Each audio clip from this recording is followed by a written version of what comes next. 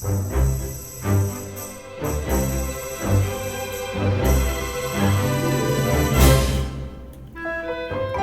guys, how are you? I'm just sitting here getting ready to have a little tea party. So before we start our book, why don't you pause the video, go get a special tea hat, maybe a cookie, or if you have to eat something healthy, you might have to get a carrot stick or something. And then I'm gonna have some tea and we're gonna listen to Miss Chloe. That rhymes. We're gonna have some tea and listen to Chloe and listen to Miss Spider's tea party. Are you ready? Miss Spider's Tea Party. Paintings and Verse by David Kirk. One lonely spider sipped her tea while gazing at the sky. She watched the insects on the leaves and many flying by. If I had friends like these, she sighed, who'd stay a while with me, I'd sit them down on silken chairs and serve them cakes and tea. Two timid beetles, Ike and May, crept from the woodwork that same day. But when Miss Spider begged, "Please stay," they shrieked, "Oh no!" and dashed away.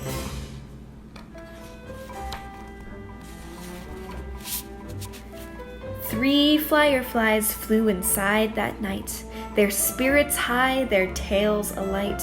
They spied the web and squeaked in fear, "We'd better get away from here." That little trio did not feel they'd care to be a spider's meal.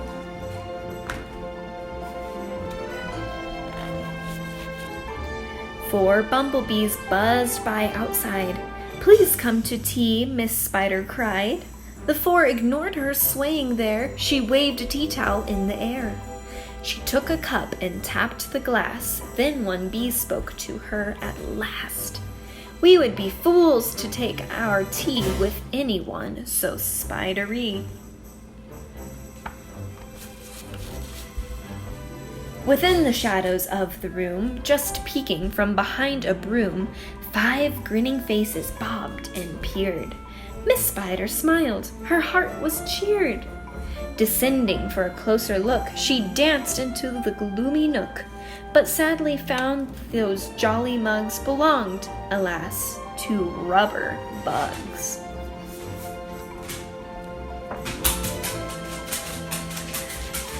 Some ants strode in, they numbered 6, but ants with spiders will not mix. She brewed them tea from hips of roses, their proud platoon turned up their noses.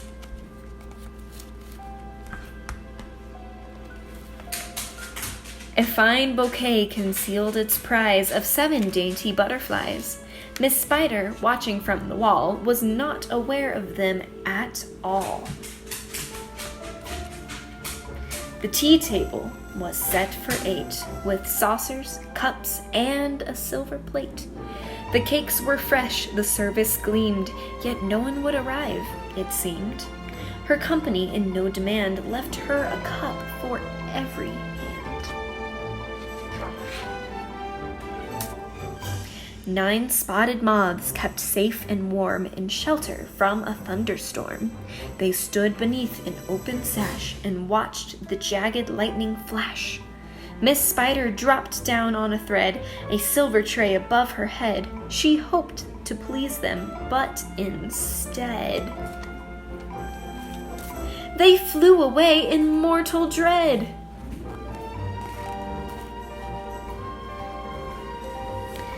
"They've left me all alone," she cried. She dabbed her eyes and sadly sighed. It's plain no bug will ever stay. Her tears splashed down upon the tray. 10 tiny steaming cups of tea were perched atop her trembling knee. She sipped and sobbed and then heard a cough and turned to see a small wet moth. A fragile thing so soaked by rain, his wings too damp to fly again.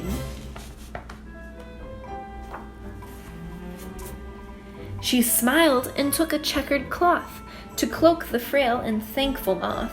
They talked and snacked on tea and pie until his tiny wings were dry. Then, lifting him with tender care, she tossed him gently in the air. The moth told Ike, then Ike told May, who went from bug to say, "There is no reason for alarm. She's never meant us any harm." So later on that afternoon, assembled in the dining room, 11 insects came to tea to share Miss Spider's courtesy. 12 tender violets in a vase presented at Miss Spider's place. Set by her chair so neatly spun, she munched the blossoms one by one. Her friends were glad to watch her feast upon the floral centerpiece. It was a great relief to see she ate just flowers and drank just tea. Miss Spider's reputation grew. Before too long, our hostess knew each bug who crawled or hopped or flew, and all their lovely children too. The end.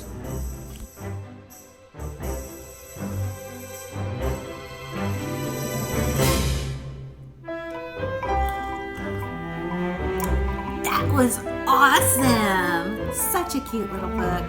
Thanks, guys.